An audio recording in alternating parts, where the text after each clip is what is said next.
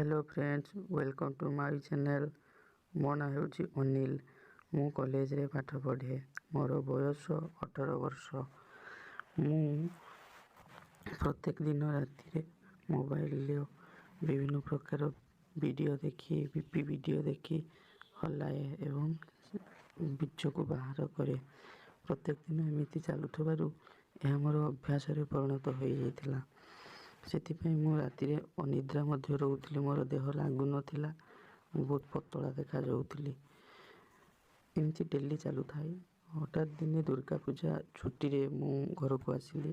ଆଉ ମା' ମୋତେ କହିଲେ, ତୁ ତ ମାମୁଁ ଘରକୁ ଯା, ଆଉ କିଛି ଦିନ ରହିକି ଆସିବୁ। ମୁଁ କହିଲି, ନା ମା', ମୁଁ ଯିବି ନାହିଁ। କାରଣ ମାମୁଁ ଘରେ ନେଟୱାର୍କ ନଥାଏ। ତାଙ୍କ ଘରଟି ସହରରୁ 15 କିଲୋମିଟର ଭିତରକୁ ଗାଁରେ ଥିଲା।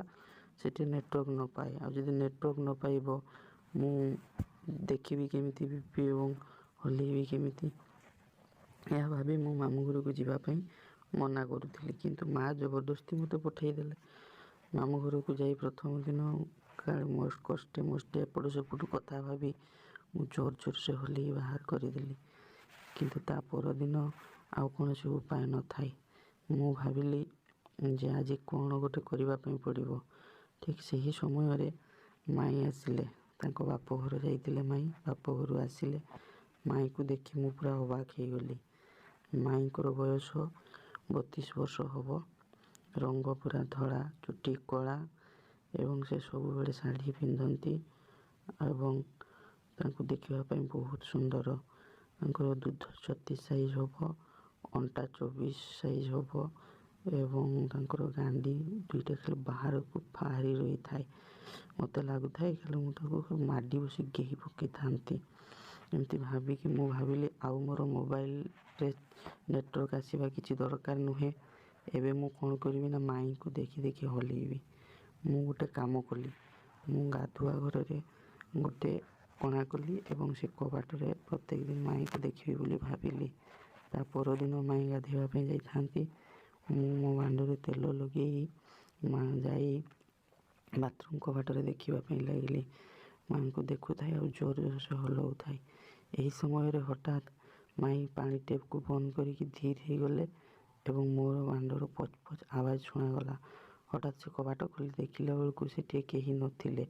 ମୁଁ ସିଧା ଦୌଡ଼ି ଯାଇ ଲାଟ୍ରିନ୍ ଯେଉଁଠି ଥିଲା ସେଇ ଭିତରେ ପଶି ଯାଇଥିଲି। ମାଇଁ କିଛି ନ କହି, ମାଇଁକୁ ବୋଧେ ଟିକେ ସନ୍ଦେହ ଲାଗିଲା। ମାଇଁ ସିଧା ଗାଧୋଇବା ପାଇଁ ଲାଗିଲେ। ମୁଁ ପୁଣି ବାହାରକୁ ଆସି ଦେଖିକୁ ହଲେଇବା ପାଇଁ ଲାଗିଲି। ଏମିତି ଜୋରସେ 10ରୁ 15 ମିନିଟ୍ ହଲେଇଲି। ମାଇଁ ଖାଲି ଗାଧୋଉଥାନ୍ତି ବ୍ରା ଆଉ ଚଟି ପିନ୍ଧିକି।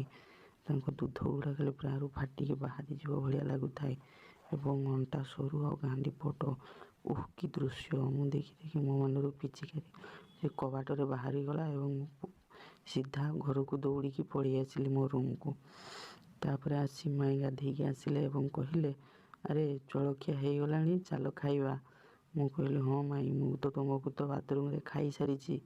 ଏବେ ଜଳଖିଆ ଖାଇବା ଆଉ ତାପରେ ମାଇଁଙ୍କ ସହିତ ଖାଅ।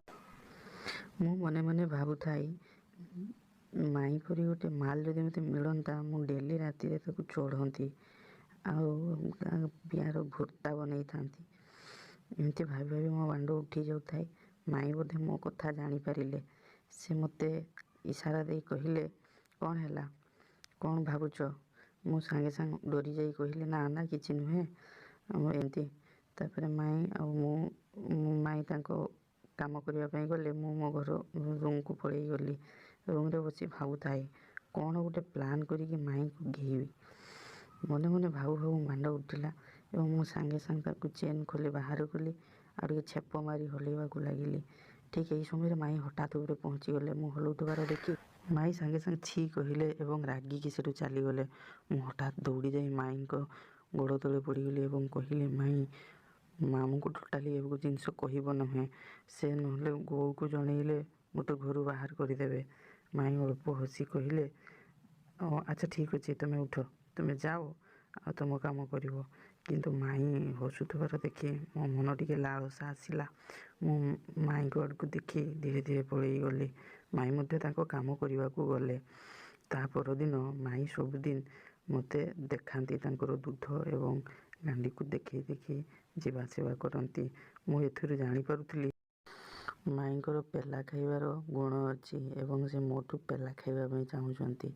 ମୁଁ ବି ତାଙ୍କ କଥା ଭାବି ଭାବି ରାତିରେ 2 ଥର 4 ଥର ହଲେଇକି ବୀଜ ବାହାର କରେ। ମୋତେ ବି ମଜା ଆସୁଥିଲା।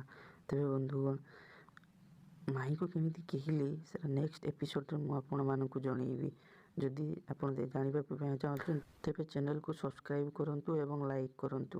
ରହିଲି, ପୁଣି ଦେଖା ହେବ ଆଉ ଏକ ସୁନ୍ଦର